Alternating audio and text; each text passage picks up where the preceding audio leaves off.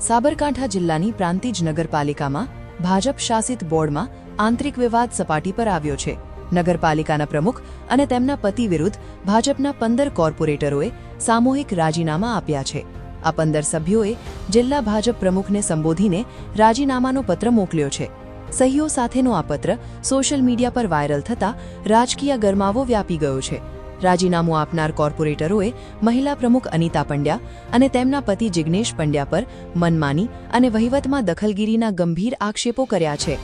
પ્રાંતિજ નગરપાલિકામાં પ્રમુખ પદ માટે શરૂઆતથી જ ખેંચતાણ અને વિવાદનો માહોલ જોવા મળ્યો હતો. જો કે એક સાથે 15 સભ્યોના વિરોધના સૂરથી ભાજપ સંગઠન ચોંકી ઉઠ્યું છે.